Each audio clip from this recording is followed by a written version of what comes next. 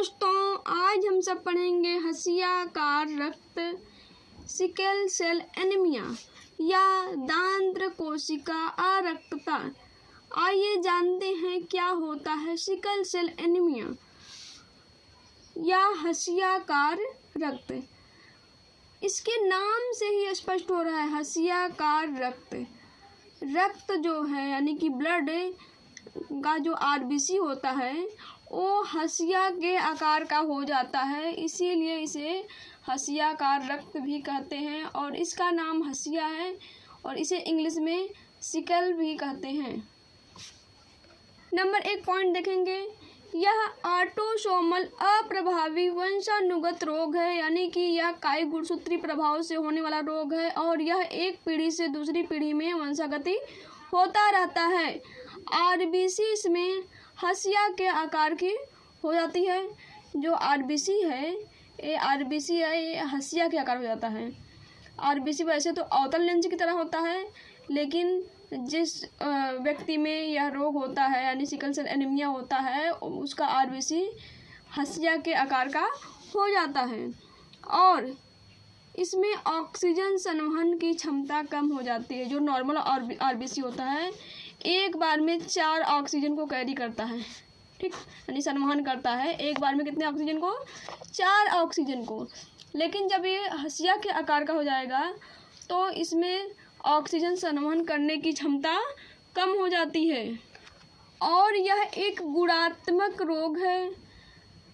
अगला पॉइंट, समयुग्मजी में रोग होता है और यदि विषम युग्मजी हैं तो उसमें रोग नहीं होता है। जैसे समयुग्मजी मतलब कि HBS यानी मतलब कोई भी जीन होते हैं जोड़े के साथ होते हैं, तो अगर दोनों जीन समान हो, दोनों सिकल सेल एनीमिया से प्रभावित हो तो रोग होगा।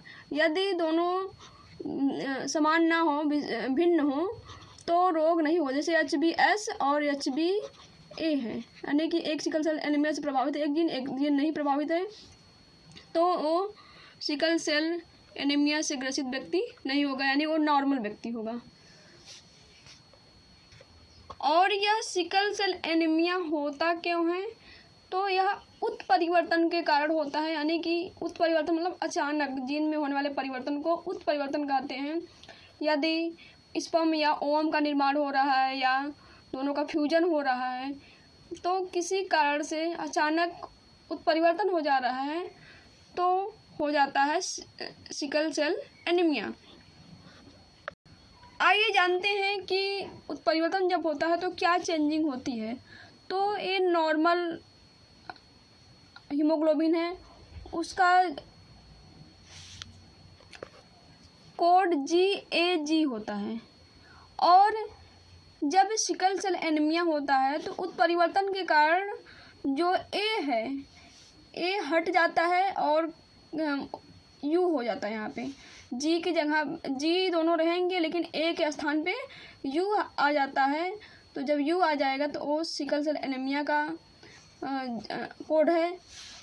अचानक से परिवर्तन हुआ और A कोड की जगह U कोड आ गया तो A कोड कैसा हो जाएगा, सिकल सेल एनीमिया का होगा।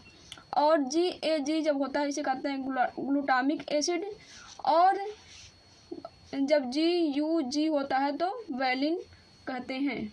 यानी कि सिकल सेल एनीमिया में ग्लूटामिक एसिड जो है वैलिन में चेंज हो जाते हैं, यानी कि JAG GUG में बदल जाते हैं और ये सामान्य है, ये हशियाकार रक्त हो जाते हैं।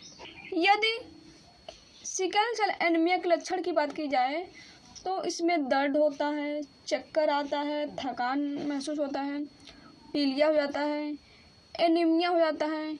एनीमिया किसे कहते हैं, यानी जब खून की कमी हो तो उसे एनीमिया कहते हैं। तो इसमें आरबीसी जो है उसका आकार चेंज हो जाता है और आकार चेंज होने के कारण खून की कमी भी होने लगेगी और एनीमिया हो जाता है। और इन्हीं छोटी छोटी बीमारियों के साथ बड़ी बड़ी बीमारियां भी होने लगती हैं। सिकल सेल एनीमिया का इलाज क्या है, ट्रीटमेंट क्या है, तो कुछ ज़्यादा खास ट्रीटमेंट नहीं है। ब्लड ट्रांसफ़र किया जा सकता है, यानी कि ब्लड को चेंज किया जाएगा और पानी अधिक पीना चाहिए इसमें और नियमित टीकाकरण करवाना चाहिए। मतलब इसका टीका होता है, टीका नियम से जितना नियम होगा उसी हिसाब से लगवाना चाहिए।